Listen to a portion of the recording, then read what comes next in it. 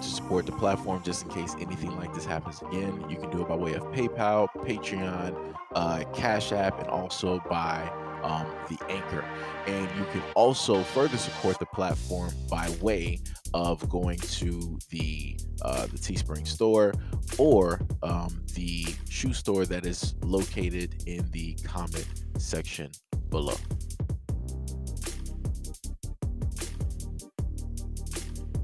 A train transporting hazardous materials partially derailed Thursday in suburban Detroit. The derailment occurred around 8:45 a.m. in the area of Huron River Drive between Martinsville and Haggerty Roads in Van Buren Township, about 30 miles west of downtown Detroit. Aerial footage shows at least 6 cars off the rails.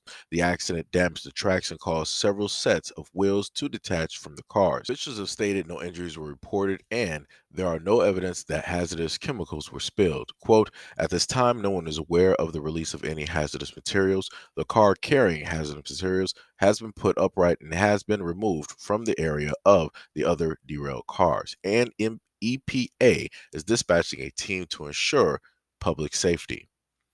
There was no immediate word on what caused the derailment. The Michigan Department of Environment, Great Lakes, and Energy stated that there was no indication of threats to the public. Officials were sent to the scene to investigate. The crash caused road closures and drivers were asked to stay away from the area. So, this is a little bit of information that I was able to run past online, right? And it says total accidents slash incidences, right? January through November of 2022. Federal Railroad Administration Office of Safety Analysis. If you go down to number 9, you go to derailments. It says in 2019, you had 1,242. In 2020, you had 1,013. In 2021, again, you had about 1,002, right? And in 2022, you had 1,044. So, what this is in a sense telling us is that derailments happen pretty often, right? By, I guess, malfunctions, mistakes, switching of the rails, whatever it is, right? But the issue comes in when there are hazardous materials that take place, right? I'm talking about when something derails and then it release hazardous waste. Now, why is it that we don't realistically see that number directly up here? I don't care if it's like if it's oil, um, alcohol or something of the nature. I don't care what it is. It's something that is not naturally occurring directly in the environment, something that can potentially cause harm to, lakes, rivers, streams, aquifers, anything, right? Also including poisoning the soil, right? Causing some types of issues. That's where I'm at. I get that people are like, well, this happens pretty often. It's nothing to really be too concerned or worried about it. It is what it is. That's just the system that they have for the trains. I get that. That's cool. That's fine. My problem is these things derailing and they're carrying hazardous materials.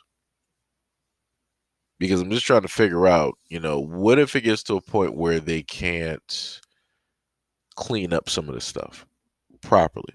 I'm not even saying that they're cleaning up properly, at this moment in time. But I'm just saying, what happens to those towns and those cities? What happens, when there's like severe fallout? I'm not talking about like, hey, you want everybody to evacuate, and you'll be gone for a while, and we'll let you guys know when they come back. We ain't talking about that. I'm talking about what if it's instant? Like as soon as the derailment happens and the chemical is released, it immediately has an effect. It's immediately in the air and it's immediately going to cause issues for all of those people that are basically around it. What then? Right? That's what I wonder about. That's what I'm focused on.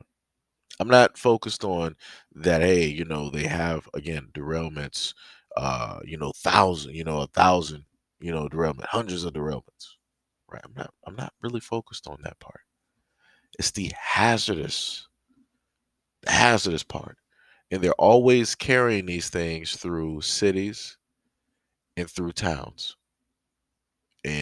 through farmlands and different things of that nature. So, somebody has stated that they feel that this is a deliberate attack by a domestic group or entities. I don't have any proof of it. I'm not sure. It sounds and seems interesting. Um, but at this moment in time, it just seems like we just have a poor infrastructure. You can look at how the electricity is basically running. We have a very poor system, So again, I'm going to report on these anytime it just so happens to take place. But I need people out there to, be safe if this is happening to you and it's near, your town or your city, your family, your friends, your school. Hopefully, nothing transpires, nothing takes place, and everybody will be um, safe and sound. But again, people have to, be very mindful of the things that are transpiring, the people who are in control, and how it is that, those out there can deliberately set things off and make a chain reaction so that certain events will take place, leading to a certain type of control.